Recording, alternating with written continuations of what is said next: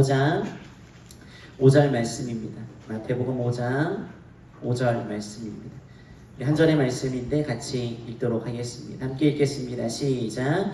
온유한 자는 복이 있나니 그들이 땅을 기업으로 받을 것이며. 아멘. 기도하고 말씀 나누겠습니다. 살아계신 하나님, 이 시간 주의 거룩한 말씀 나눕니다. 우리 안에 계신 성령님, 말씀을 깨닫도록 조명하여 주시고 들을 길을 활짝 열어 주시옵소서. 말씀을 깨달을 뿐 아니라 말씀대로 살아갈 수 있도록 성령의 능력과 힘도 더하여 주시옵소서. 주님만을 기대합니다. 예수님의 이름으로 기도드렸습니다. 아멘. 우리가 팔복의 말씀을 계속 나누고 있습니다. 오늘은 세 번째 시간으로 길들여진 불이란 제목으로 함께 말씀을 나눕니다. 아마 많이 보셨을 텐데요. TV 프로그램 중에 세상에 나쁜 개는 없다라는 프로그램이 있습니다. 개들의 대통령이라고 불렸던 강영욱 씨도 여기에 나왔었죠. 여기 보면 이런저런 문제를 일으키는 강아지들, 예를 들면 주인을 물거나 손님을 물어서 다치게 하는, 또 주인이 나가면 분리불안을 겪거나 정말 나쁜 강아지인가 라는 그런 의구심이 드는 그런 개들의 행동을 교정해주는 프로그램입니다. 이 프로그램을 볼 때마다 신기한 게 있습니다. 분명히 좀 전까지는 통제불능의 강아지들이었습니다. 근데 전문가가 와서 딱 하잖아요. 몇 분 합니다. 몇 가지를 탁탁 짚어줘요. 그러면 신기하죠. 금방 순해집니다. 온순해져요. 어느 날은 TV를 보다가 야, 저 정도면 짜고 치는 거 아닌가? 라는 생각이 들 정도로 확 바뀌더라고요. 근데 여러분, 이게 오늘 우리가 나눌 온유가 이런 뜻입니다. 오늘 본문 말씀 우리 한 번 더 같이 읽도록 하겠습니다. 읽겠습니다. 시작. 온유한 자는 복이 있나니 그들이 땅을 기업으로 받을 것이며. 아멘. 우리가 팔복 말씀을 3주째 나누고 있습니다. 이런 자가 복이 있다라는 말씀을 나누고 있죠. 오늘은 이 온유에 대해 나누는데요. 온유라는 말은 헬라어로 프라우스라고 말을 합니다. 이 단어는 본래 야생 동물들에게 사용되는 단어였어요. 난폭하고 거친 동물들이 온순하게 길들여지는 것, 이란 뜻이에요. 원래부터 성품이 온순한 것이 아니라 훈련된 성품이란 뜻이에요. 이것이 온유의 참 뜻입니다. 예전에 전쟁이 일어나면 말을 주로 탔죠. 전쟁에 나가는 말은요, 집에서 태어나 길러진 온순한 말을 사용하지 않습니다. 전쟁에 차출되고 중요한 전장에 나가는 말들은요, 거의 다 천방직축으로 들판을 뛰어다니던 야생 말들이에요. 왜 그러냐면 집에서 길러진 말들은요, 온순한 말들은요, 전쟁통에 막 화살이 빗발치잖아요. 그러면 두려워서 돌진하지 못한대요. 겁이 많다고 합니다. 반면에 길들여진 야생말은 물불을 가리지 않는데요. 용감하게 달려든다라는 거예요. 그러니까 전쟁에 나갈 때 야생말을 길들여서 나가는 거예요. 제가 어릴 때 집에 풍산개를 길렀습니다. 어느 분이 저희 가정에 선물로 주셨어요. 아주 어릴 때 주셨거든요. 풍산개 아시죠? 성경 묻는 거 아니잖아요, 여러분. 풍산개 아시죠? 호랑이도 잡는다고 알려진 타고난 사냥견입니다. 네, 물론 저희 강아지 안에도 그런 야성은 있었을 텐데 집에서 길러진 건 그러지 못하더라고요. 목줄을 메고 산책을 나갔는데요, 자기보다 훨씬 작은 강아지를 보고도 깜짝 놀라 숨어버리더라고요. 본디 풍산개를 북한에서는요, 군사견으로 활용합니다. 야생을 거닐고 사냥을 그렇게 많이 하게 해요. 북한 특유의 거친 자연환경에서 야생성을 강하게 훈련하고 사용한다라는 거예요. 여러분, 이게 성경이 말하는 길들여진 성품 온유입니다. 하나님의 일하심도 이와 비슷합니다. 여러분이 잘 알고 있는 사도 바울 이야기를 좀 할까 해요. 그래서 성경을 읽을 때마다 종종 그런 생각을 합니다. 왜 하나님은 사도 바울 말고도 특출난 사람이 많았는데 왜 하필 사도 바울을 사용했을까라는 질문이요. 특출난 사람들이 얼마나 많았겠습니까? 그냥 그들 중에 한 사람을 사용해도 되는데 그렇게 포악하고 예수 믿는 사람들을 잡아 죽이려고 혈안이 되어 있던 사람, 스데반 집사님이 순교할 때요, 그 순교의 현장을 주동하며 곁에 서 있던 사람이 바로 못된 사울이었어요. 그 사람을 하나님이 들어 사용하십니다. 왜 그러셨을까요?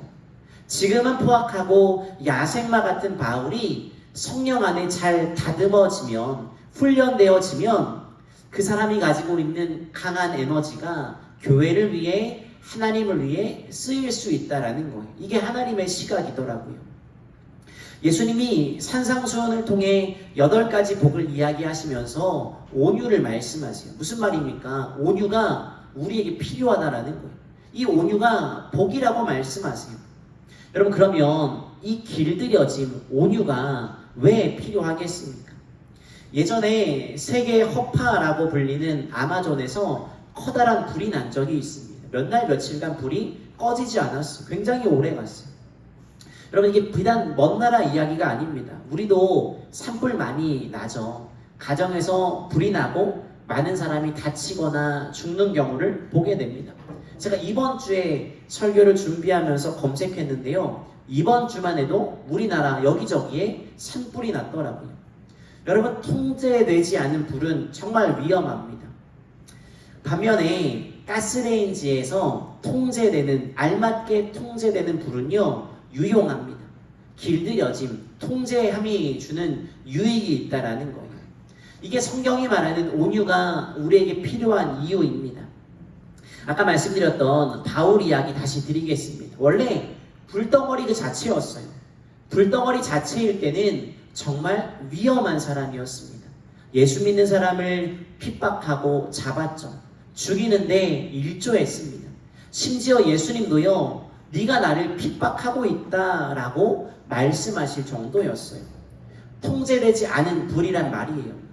여러분, 통제되지 않은 불은요, 파괴력을 가지고 있지만 위험합니다. 누군가를 다치게 만들 수 있어요.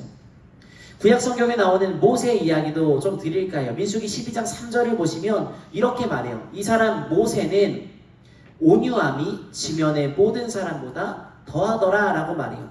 뭐가요? 모세의 뭐가요? 온유함이요. 성경은 모세를 향해 세상에 있는 모든 사람들 중에 가장 온유한 사람이라고 평가합니다. 그런데 여러분, 모세가 정말 온유한 사람입니까? 그의 젊었을 적 모습을 한번 기억해 보세요. 모세는 분디 이 울분과 상처가 많은 사람이었어요.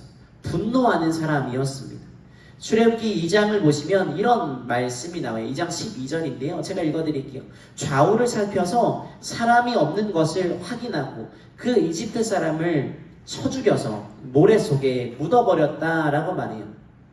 이집트 사람이요, 동포 이스라엘 사람을 괴롭힙니다. 모세가 그 모습을 보고 이스라엘 사람을 쳐 죽였대요. 잔혹합니다. 여러분, 동포가 괴롭힘 당한다고 해서 모든 사람이 살인을 저지르진 않습니다.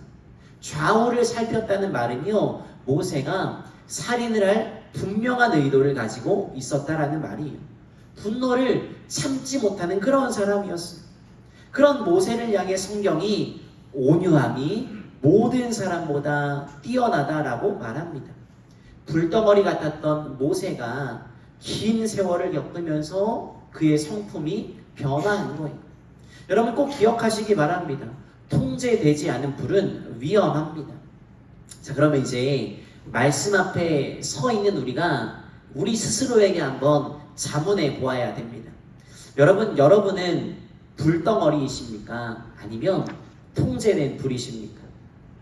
여러분, 저 보세요. 딱 봐도 온유 써있지 않은, 저 사라 사모님 계셔가지고 제가 선뜻 말을 못하는 게, 제가 대학교 4학년 사역 나갔을 때 신학교 1학년이었어요. 저의 그 분노와 통제되지 않은 것들을 봐왔기는 부끄럽지만, 여러분, 하나님의 통제하심 속에 계신 분들이십니까? 아니면 내 마음, 내 뜻, 내 감정대로 행동하는 불덩어리 그 자체이십니까? 안타깝게도 한국교회 성도들을 볼 때, 아니 그냥 제가 저를 볼 때 그런 경우가 많더라고요. 유기성 목사님의 책 예수님의 사람에 이런 대목이 나옵니다. 몇 번 말씀드렸던 이야기예요. 하루는 여선교회 안에 시험거리가 생겼대요. 목사님이 그 상황을 살펴보고자 했습니다.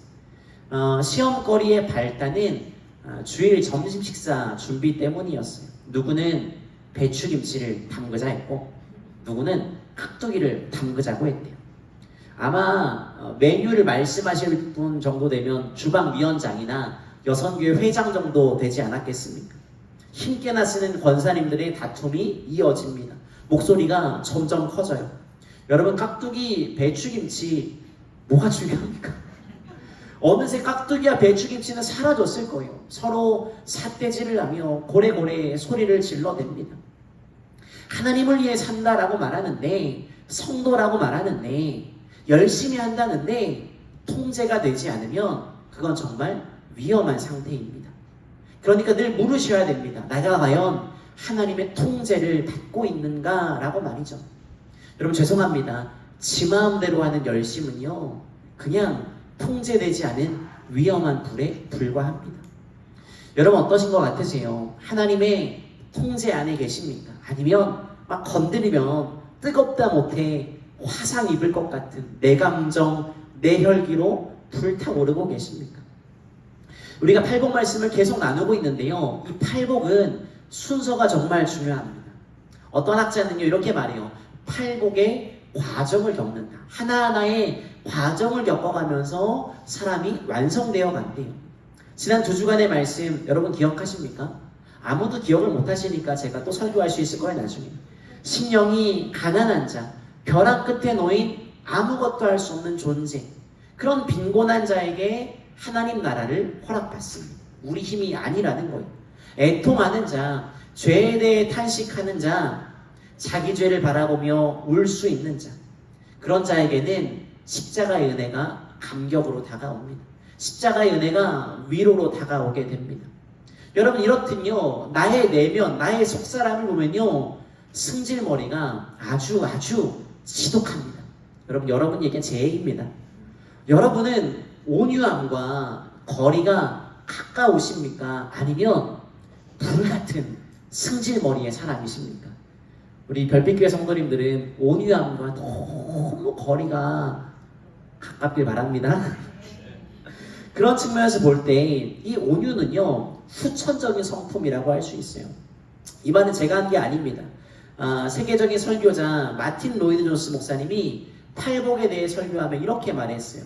팔복의 기질 중 단 한 가지도 타고난 기질에서 오는 것은 없다. 후천적 성품이다 라고 말했어요.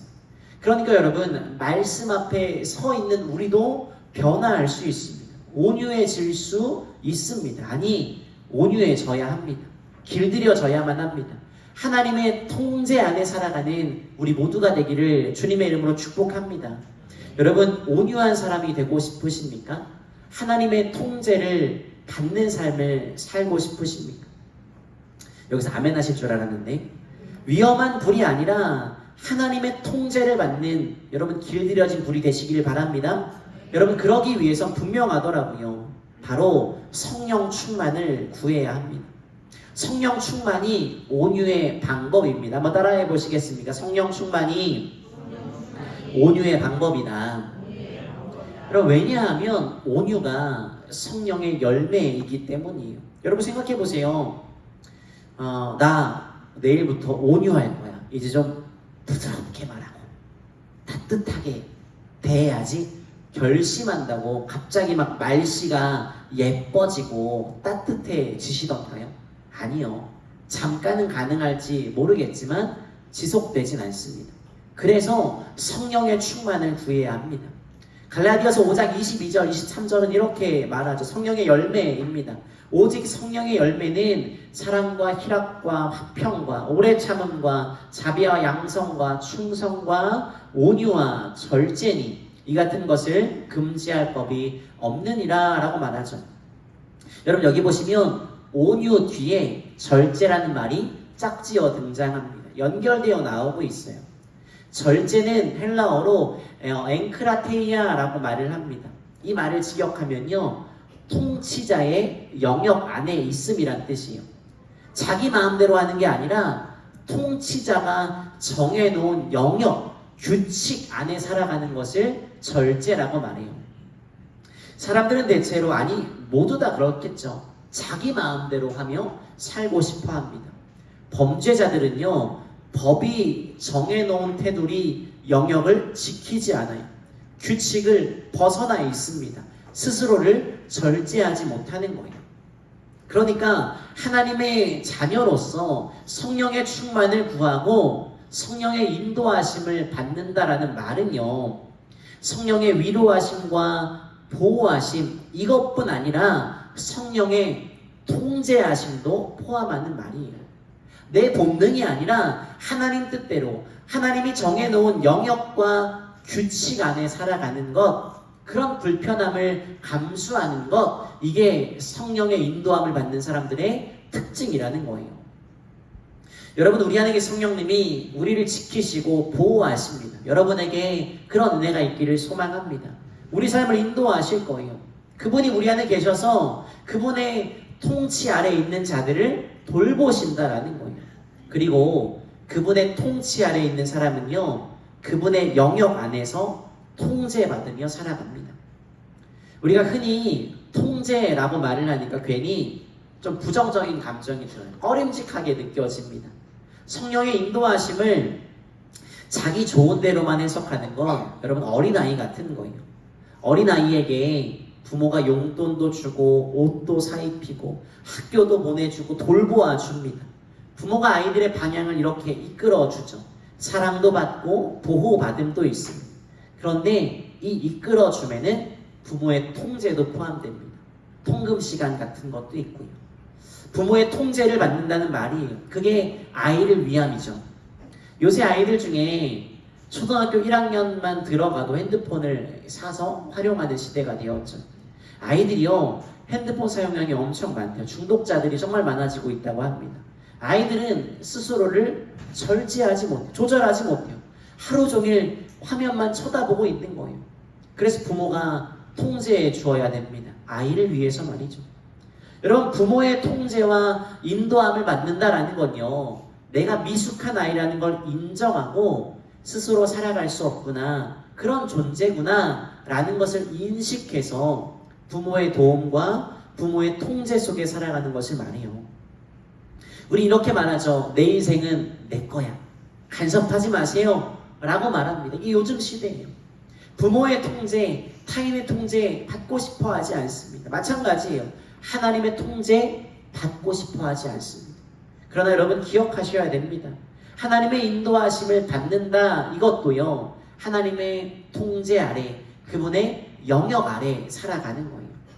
그러니까 여러분, 성령의 충만을 구한다는 것은 성령의 통제를 구하는 거예요. 이게 온유의 비결입니다.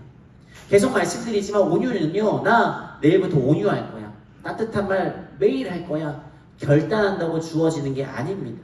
우리 스스로는요, 불가능합니다. 절대 안 됩니다. 성령이 도우셔야 됩니다. 성령의 열매입니다.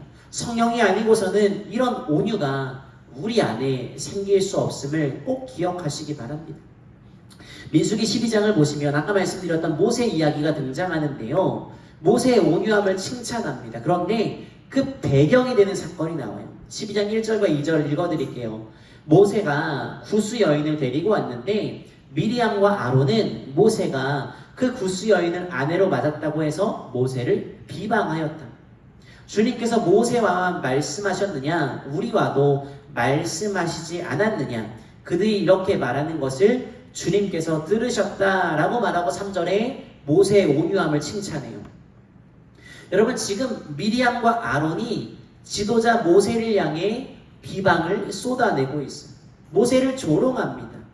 사실 여러분, 미리암과 아론이 어떤 사람입니까? 모세의 남매예요. 형제이고요, 누이입니다. 동생을 조롱하고 비방하는 거예요. 그런데 의아한 건 모세가 반응하지 않아요. 이 말씀에 어떤 부연 설명도 달려있지 않습니다. 생각해보면 모세는 지도자예요. 권력이 있습니다. 그럼에도 아무 반응하지 않아요. 여러분, 출애굽기 2장에 이집트 사람을 쳐 죽였을 때 그때였다면 불같이 화를 내지 않았겠습니까? 그의 성숙함이 일어나게 됐다라는 거예요. 이 일로 인해 미리암이 심판을 받습니다. 나병에 걸리게 돼요. 그랬더니 모세가 이렇게 반응합니다. 12장 3절입니다. 모세가 주님께 부르짖어 아뢰었다. 하나님, 비 옵니다. 제발 미리암을 고쳐주십시오. 조롱과 비방 앞에서, 가족의 조롱과 비방 앞에서 입을 쿡 다물고 있던 모세가 오히려 누이가 아프니까 중보기도를 시작해요. 가족이어서 그럴까요? 아니요. 가족 중에 원수 같은 사람 얼마나 많습니까? 감정의 문제로 깨어진 가정 얼마나 많습니까? 맞상대하지 않고 있어요. 모세가 이렇게 변할 수 있던 것, 저는 그가 하나님께 다루어지는 시간을 가졌기 때문이라고 믿습니다. 여러분, 사람들의 성품에 관해 읽은 어떤 신앙서적 중에 이런 대목이 있더라고요. 성품에는 갑작스러운 도약, 비약은 없다. 하나님께 빚어져야 한다라고 말해요. 성품에는요, 갑작스러운 도약과 비약이 없대요. 하나님 안에 빚어져 가야 된대요. 성령의 통제하심 아래 저와 여러분의 성품이 이렇게 온유해지기를 간절히 소망합니다. 그런데 여러분, 이 온유에 대해서 꼭 기억하셔야 될 게 있어요. 제가 설교를 준비하면서 탈복에 관한 여러 책들을 지금 읽고 있는데, 하나님 나라로 가는 8계단 탈복이란 책에 이런 대목이 등장합니다. 온유는 스스로 내리는 평가가 아니다. 다른 사람이 내 성품을 보고 내리는 일종의 평가이다 라고 말해요. 여러분, 이렇게 설명하는 이유가 있습니다. 온유는 처음으로, 팔복 중에 처음으로 타인에게 관심을 갖는 지점이거든요. 이런 관점으로 볼 때 옆 사람이 온유한가를 보셔야 됩니다. 옆에 계신 분 한번 쳐다보세요. 온유한 분 같으세요? 아무도 아멘을 안 하시는군요. 여러분, 이건 스스로 평가하는 게 아니에요. 나 믿음 좋아, 나 온유해, 자랑하셔도 아무 소용없습니다. 오늘날 교회 안에 주님께 쓰임받겠다라는 사람은 참 많습니다. 하나님을 위해 살고 싶어하는 사람 많습니다. 그런데 하나님의 성품으로 빚어져서 쓰임받고 싶습니다 라고 말하는 사람은 드뭅니다. 저는 오늘 우리 별빛교회 성도님들이 성령의 길들임을 받아 그렇게 온유한 사람 되시기를 간절히 소망하며 축복합니다. 여러분, 온유한 사람들에게 복이 있기 때문이에요. 온유한 사람들에게 주님 약속하신 복이 무엇입니까? 바로 땅을 기업으로 받는 복이에요. 여기 나오는 기업이란 말은요, 클레노메 수신이라고 말을 합니다. 이 말은 상속받다, 유산으로 얻다라는 뜻이에요.